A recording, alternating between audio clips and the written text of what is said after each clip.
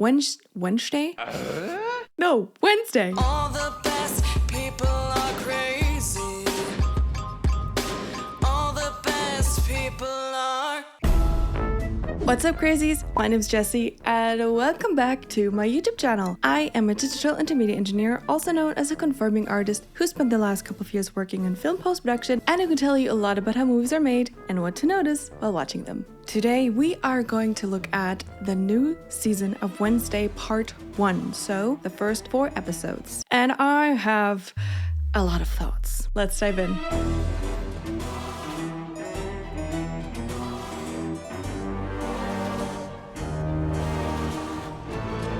Spoiler warning, before we dive into my analysis, let me give you a rundown of the plot. The show starts with Wednesday being tied up in a serial killer's basement, doing her best Billie Eilish impression. Via voiceover, she tells us that she has spent the entire summer practicing mastering her psychic abilities. So now she can physically locate people and uses that to hunt down serial killers and make them pay, doing her best Edward Cullen impression. However, she has been having psychic glitches apparently, where her eyes are watering with black tears, which we later in episode 2 find out from her mom that means psychic exhaustion, meaning she's overusing and abusing her gift. This year, it is Wednesday's brother Pugsley's turn to join the Nevermore Academy. He does not have psychic skills, but just like his uncle, he's able to conjure lightning from his hands. Just like in season 1, there is a murder mystery happening. Again, some random person in the forest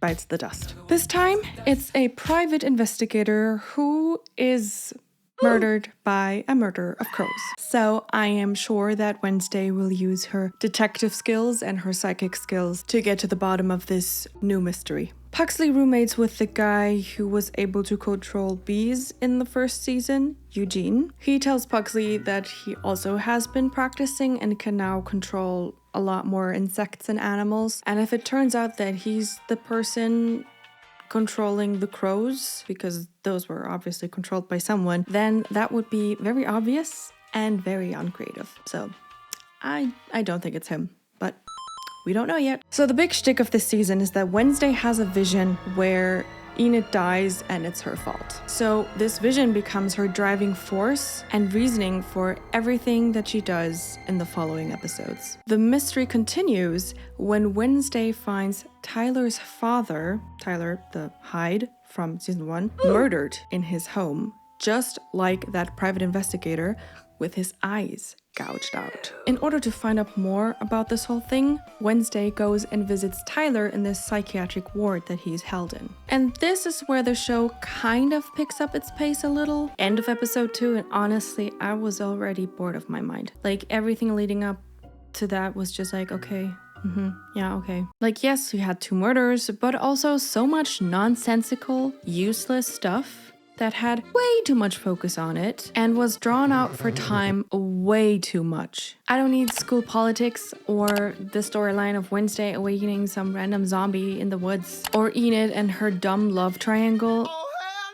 I don't need that. Give me the murder mystery. Because if this story is about murders that happen around school, show me some actual school. Wednesday so far has not visited one class or learned anything in school. It's like the school could be replaced by communal living and it would have the exact same impact on her, which is none. In season 1, we had so much more school happen. Like, it wasn't all about school, but the school was part of it all. Like the boat race, for example. Yeah, we had an assembly, like a school assembly in the first episode, but that boat race in season 1 strengthened Enid's and Wednesday's relationship. Like, it wasn't just something that happened, it was there for the plot, or at least for character development, and it also established some of the side characters and what they're like. For example, Bianca, the siren. We got to know her more. Also, they built the boats themselves and then raced with them, and it just created this entire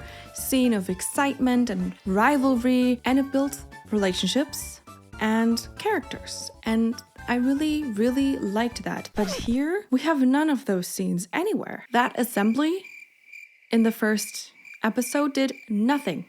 for the plot. The only thing that we found out was that Wednesday had a stalker who's probably psychotic because she almost died retrieving her manuscript out of the big pile of burning twigs, and that Wednesday told off the school to get off her back. That's the only thing that happened. All that for like 15 minutes of screen time, which could have easily be done in 3. We do get a team building thing, like capture the flag thing in one episode, which I will talk about later, but that was only filler as well and did neither anything for the plot nor the characters. Enid gets kidnapped by Wednesday's stalker, who in the end just turns out to be some little girl, so much ado about nothing. Well, not nothing. She is clearly psychotic and very creepy, and I don't like that she doesn't blink.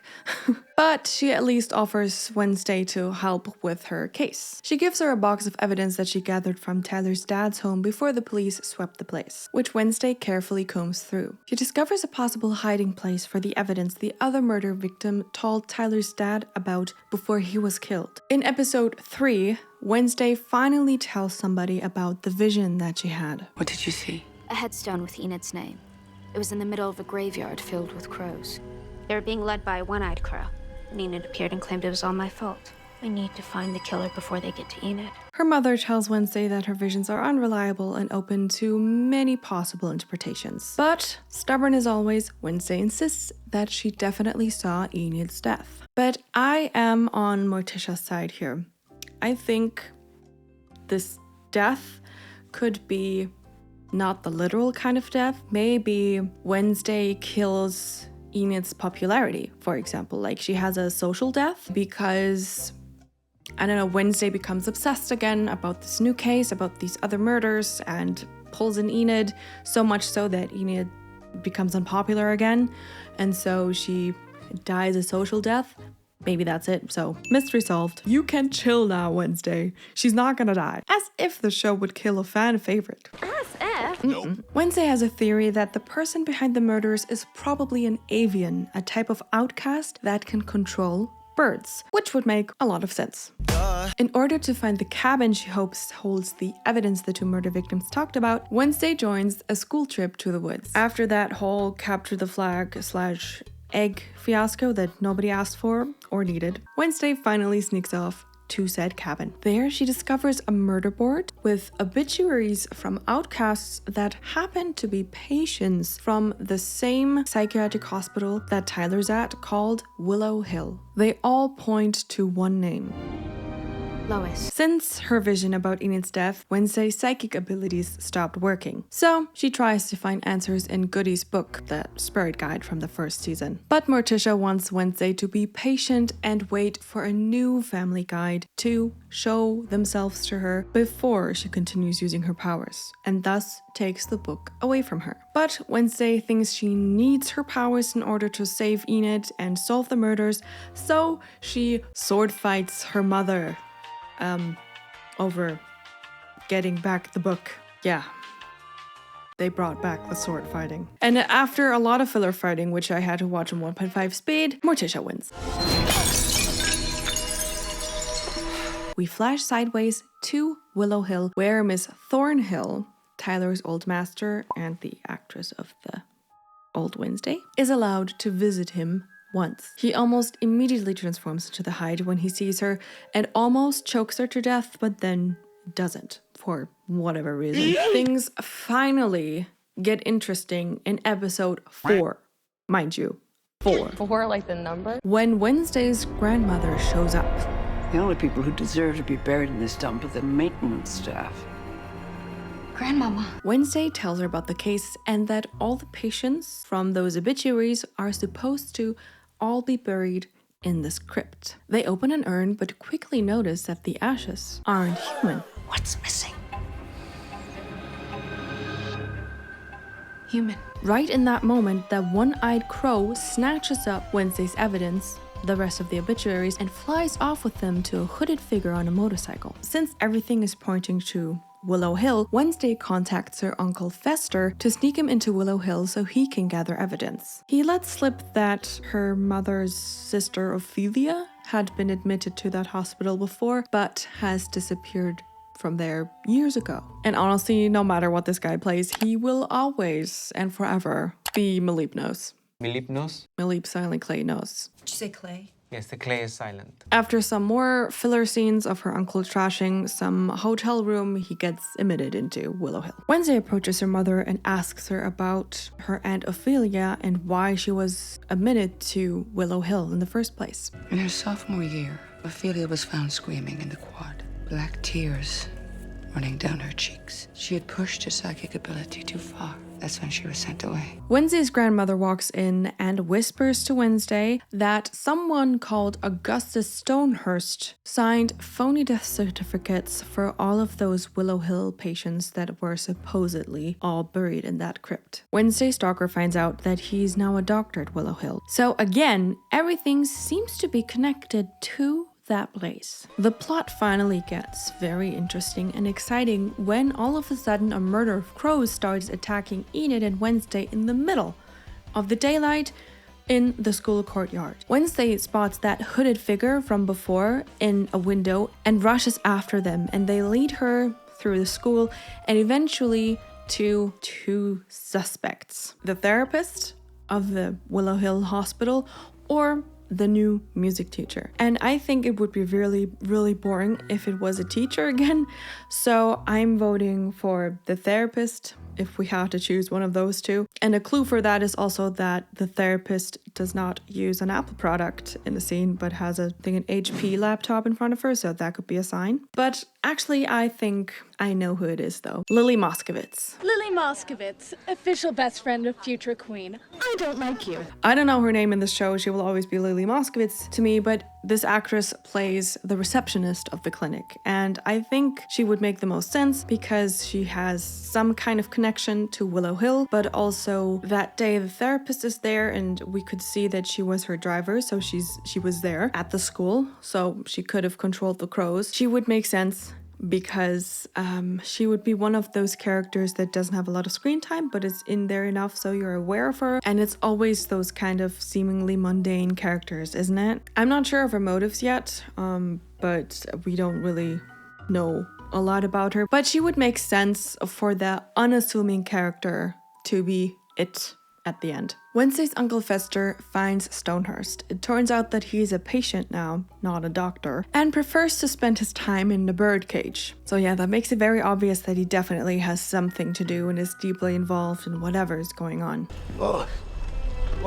Clearly. To find out more, Wednesday, her stalker, and Enid decide to sneak into Willow Hill Hospital. Together with Fester, Wednesday breaks into the maintenance room and they discover a hidden room behind a bookshelf. With the writing on the wall, Long-term outcast integration study. Lois isn't a person.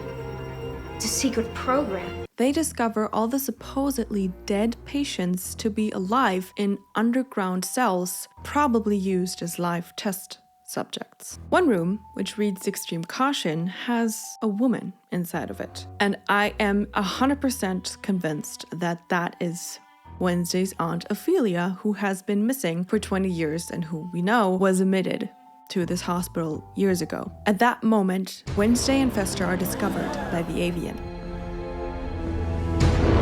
Called it. I knew it. I said it was Lily Moscovitz. Lily Moscovitz! So, Lily Moscovitz is the bad guy. Let's hear what she has to say. I have very fond memories of my father's time in Nevermore. You're Augustus Stonehurst's daughter. He loved outcasts. I wanted to be one. I am living proof. I was born in Norman, thanks to my father's work. Okay, yeah, evil, plan, whatever, blah blah. Anyways, Fester electrifies the entire building, releasing all of the patients, who mob together to attack Lily Moscovitz. In the hubbub, Miss Thornhill releases Tyler, but he doesn't want to be her puppet anymore, so he hunts her down and kills her. Also, the zombie who Pugsley brought back to life ends up killing the really cool, really nice therapist, which I was really sad about, and Augustus Stonehurst.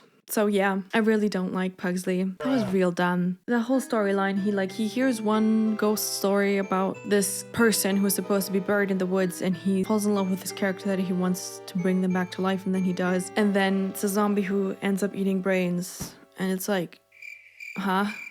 What?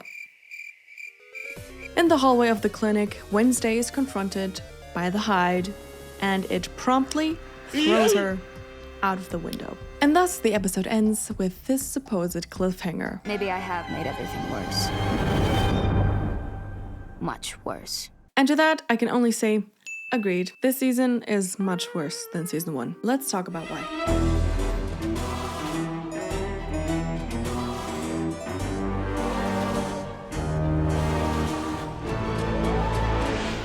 Enid is so annoying in this season. I really liked her, but now I'm just like, what have they done? All she cares about is being popular. What the hell are you doing? I never agreed to this. So you're gonna torpedo it for the rest of us? You're my best friend, but can you be a little less Wednesday? This is supposed to be our best year ever. And the way she strings Ajax along, girl, just tell him you don't have feelings for him anymore. Don't string him along all this time. And especially not before you start flirting with this other guy. That's just not okay. You can like who you want, just have the decency to let Ajax know where he stands. It takes her well into the 3rd episode to actually tell Ajax the truth, but only because he approaches her. How long have we been broken up?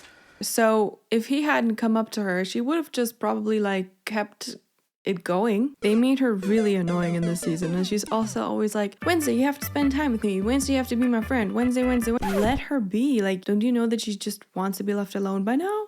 Girl, this is Wednesday. The show also feels cringier than season 1, especially all of the scenes between Pugsley and Eugene. I don't know if it's the writing, the acting, the editing, or the missing chemistry between the actors, but all of their scenes just feel so awkward all the time, and I'm cringing. What's Soph doing here?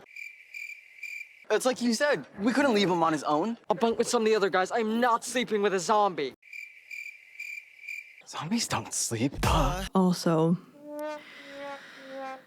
Wednesday's parents, I'm sorry to say, they are in this too much. They have too much screen time for my taste. Agonizing. In season 1, it kind of made sense. They were side characters and they had a big secret that came out, and so it made sense. Their screen time there. But in this season, it feels like all they're doing is fan service for OG Addams Family fans. And I don't enjoy it at all. These two are nauseating. You have the look of a predator. Allow me to be a helpless prey. Stop. Weird. And finally, Wednesday herself has no arc at all. She's boring this season. She was interesting in season 1 because it was new and we got to know her. But now we already know her and what she's like. The only side I'm on is my own. And the only place I'll lead you is off a cliff. But so far in the first 4 episodes, which is half of the show, they have added nothing new to her. Not any depth or new way of thinking. Yeah, she has more powers, but she loses them in episode 1 and hasn't regained them until episode 4. So we can't even enjoy this part of her. So basically, she is the exact same as in season 1. That doesn't sound like much of a personal evolution. I don't evolve. I cocoon. And yeah, maybe that is accurate for the OG Wednesday, her stubbornness and, her sarcasm, whatever. But this is a remake. Those are made to tell a new story, show new sides of the characters, and new aspects of the world the original is set in. You remake something for its potential of making something new. For a show called Wednesday, the character of Wednesday for me, so far, truly falls short of who she could be.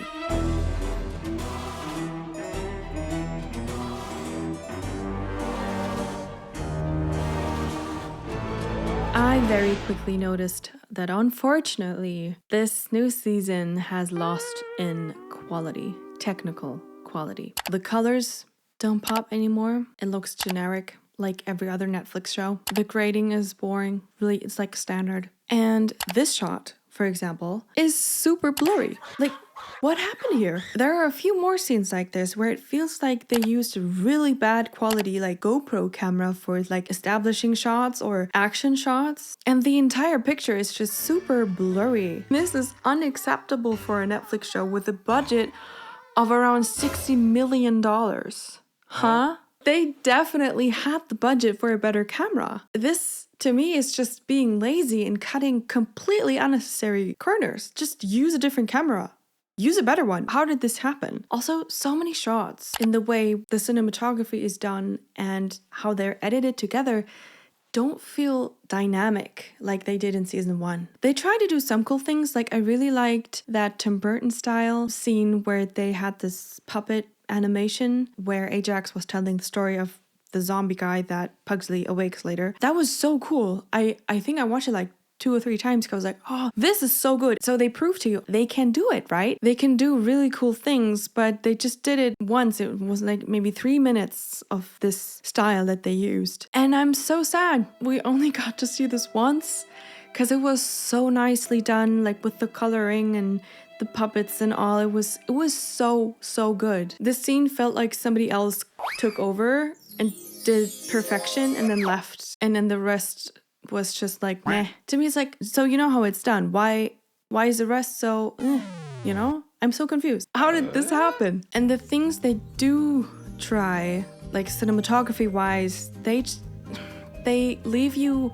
unsatisfied. They leave you wanting more. The entire cinematography feels rehearsed. There's nothing surprising in it. It feels like it's all within the accepted normal ways of cinematography, even if it's cinematography that's supposed to be a bit out there. And it's like as if they didn't dare to step outside of that, to do the unexpected. And that's so disappointing, especially because the Addams Family is all about being the complete opposite of everyone else and the symbol of unexpected. Like returning to the scene of the crime.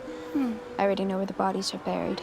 The CGI in some scenes was partly even worse than in season 1. Season 1 wasn't so good, but I mean, look at this house. You can just so see that this is fake. Or this hotel. What happened? It's so bad. Was it really so hard to find facades or houses that look like this where you can quickly film an establisher that looks 10 times better than this? Again, this feels lazy. Like they just didn't want to put in the effort of finding facades that look like this. Or maybe, you know, you never know, there could have been logistical issues and they had something but then couldn't get the license to film there. That can happen. You have to change. But then if they do, spend some time on the animation, please. They could have used a bit more budget to make these establishing shots look better. And you know they had the money. Either way, this looks cheap. And like somebody didn't care. Another VFX CGI thing that could still use improvement is the hide. Again, it still looks like plastic. And also the lightning animation from Pugsley and Fester, they look like the basic standard setting in After Effects. The only thing that looks realistic is the one-eyed crow. They really nailed that one. They already animated and used CGI crows in season 1, so apparently maybe that's the only thing they know how to do right. And I do have to give props to the makeup department for the zombie. Like, especially in the beginning when the brain is like empty, the skull has a huge hole. That's of course like also CGI, but like they used special effects with this. So meaning the person who plays the zombie spent hours, 3 to 4 to 5 hours in hair and makeup, which is what makes it look so real. They probably touched up some, but most of it was already done. And so that's why it looks really good. So props here. But then again, they also used the cheapest option when it came to all of the scenes where the zombie is eating brains. They either only did it with sound effects, cutting away, or animated the shadows. And as we have established in my Hot Frosty reaction video, which you can watch right here, animating the shadows instead of the actual subjects of the VFX/CGI shot is saving money. It's the cheapest option. Because you save a lot of time and money when you only have to do a 2D animation instead of a 3D animation. Not only is it just faster to animate the 2D thing, the programs, you can sometimes even skip an entire 3D program. You can do that in After Effects. You don't even have to pay for Flame or Maya. Flame is like a $4,000, $5,000 yearly subscription. You save that. Instead, you can get After Effects, which is $80 a month. Plus, it's literally just one color. It's black. So you don't have to worry about shadows because you're animating the shadow. And so again, opting for the cheap option instead of the good option.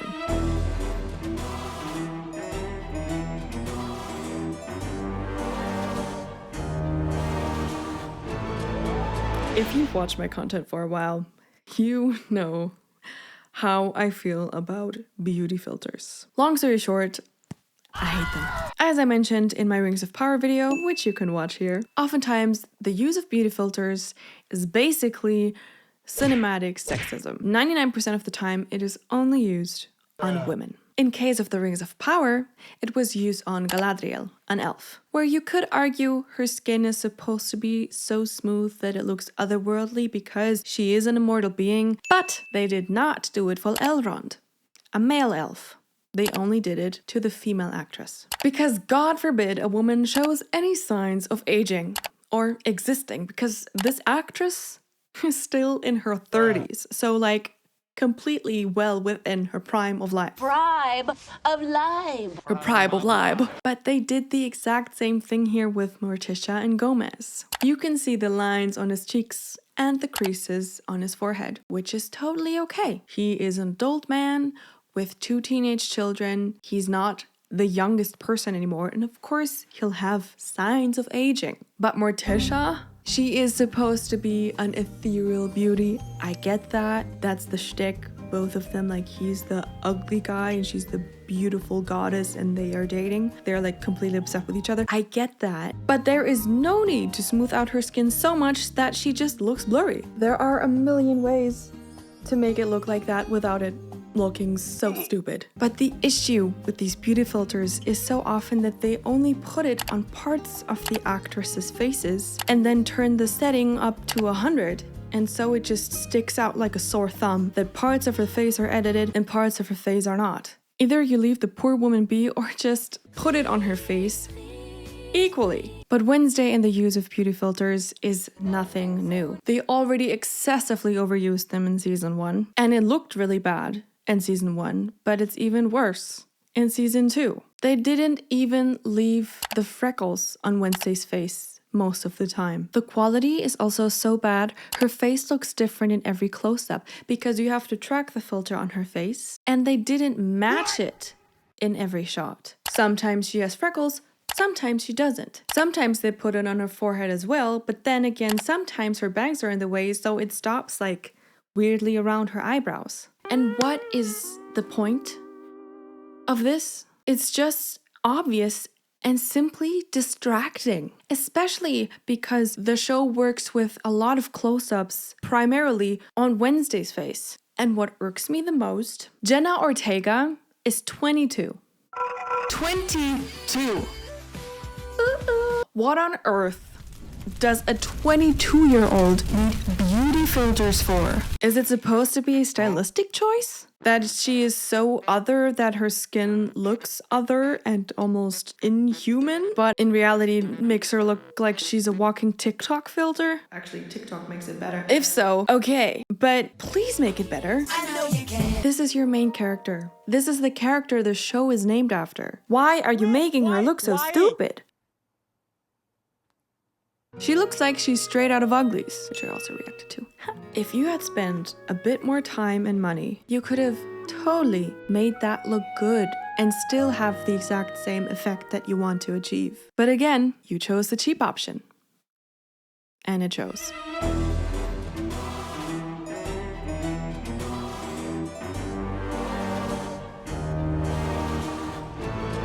There are so many scenes that go on for way too long. Like the principal dancing in episode 1.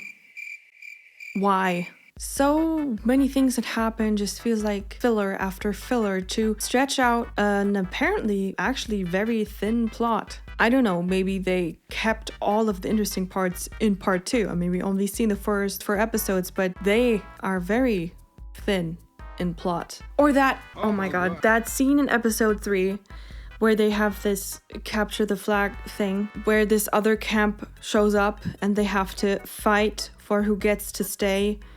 We don't know any one of these characters. They're not interesting. We don't even know their names. We don't care because why are they here? And this scene goes on for 10 minutes. I timed it. 10 minutes of nothing. It's not funny. It adds nothing to the plot. It's completely irrelevant. But it did give us the dumbest and funniest scene ever.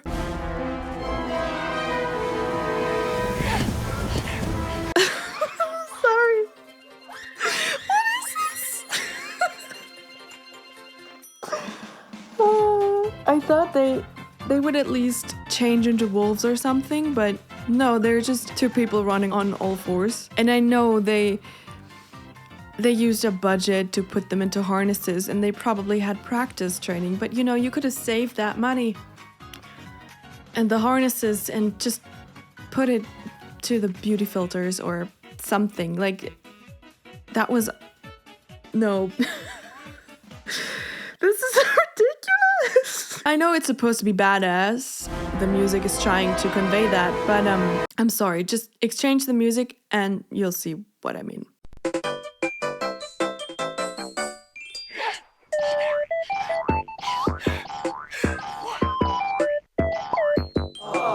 Also, very honestly, I watched most of the show in 1.5 speed and was very upset that 200 speed wasn't possible because things were happening so slowly and I was bored out of my mind. And I couldn't get through it otherwise. I don't know if it's my ADHD, but like usually I'm good. I can watch shows without having to fast forward them in order to get through. That was a first. And I think the plot of this season so far feels so thin that I wonder if this entire season would have been better if it was a miniseries.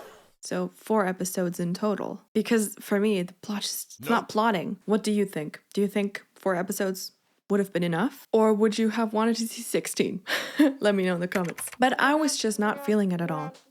The show did not catch me from the first moment like season 1 did. And I don't know, maybe it is because it is nothing new. Like I mentioned before, we already know Wednesday, we know what her spiel is. We know her. And she's used up her novelty in season 1. If she doesn't change, then I fear this might just be a rehash of season 1. And what was that ending of episode 4? Was that supposed to be a cliffhanger? The only thing we don't know is if Wednesday is alive. And of course she's alive. The show is called Wednesday. I mean, it could be interesting if she came back as a ghost. That would be really funny and unexpected, and I would enjoy that. But we know she's alive. Come on. And she's still narrating at the end. So if she's a ghost, you know, she could still narrate. But like, I think she's alive. Probably. But they also already revealed who the murderer was. It's Lily Moskowitz. And they also revealed what the evidence was that the 2 people were murdered for. So what mystery is even left? Like the only thing open is Wednesday alive? Basically the only thing. I mean, Tyler's out. Yes. The zombie seems to have a connection to that Stonehurst guy. Okay. And Wednesday might be dead. But probably isn't. Wow. Honestly, if I wasn't making videos about this, I wouldn't continue watching. In any case, it can only get better from here. Let's hope that's the case for part 2.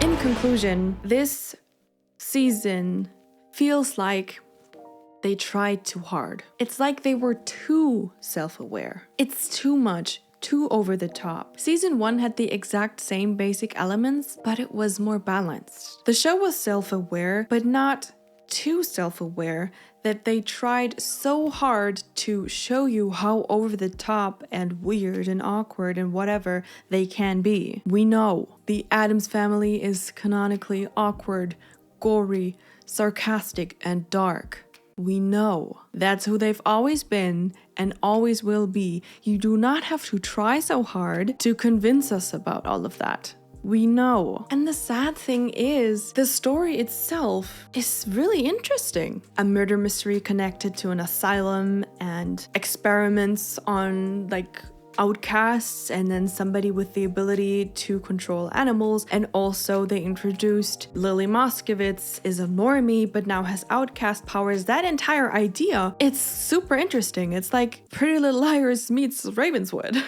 So the bones of the story are really good, but the execution was just meh.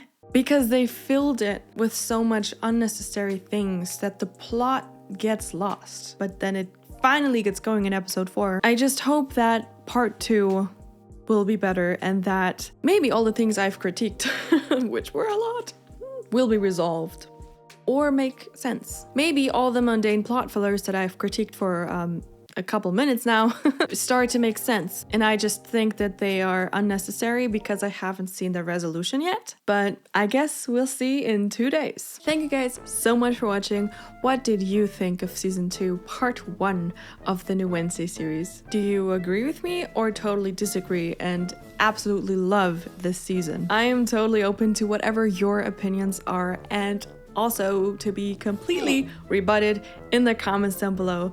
Let me know. Don't forget to like, comment, and subscribe to this channel, but also to my second channel, Jessie Grace, where I'm starting out as an indie musician, and a third channel as of today. I started a podcast with my sister, Jennifer, and our podcast is called The Way, the Truth, and the Lies. It's about spirituality and faith, and if you're interested in that, if that's for you, link is down below. And I'm happy to see you over there as well. Turn on notifications to never miss an upload and all the amazing content coming your way. Stay crazy. See you in the next one. Bye!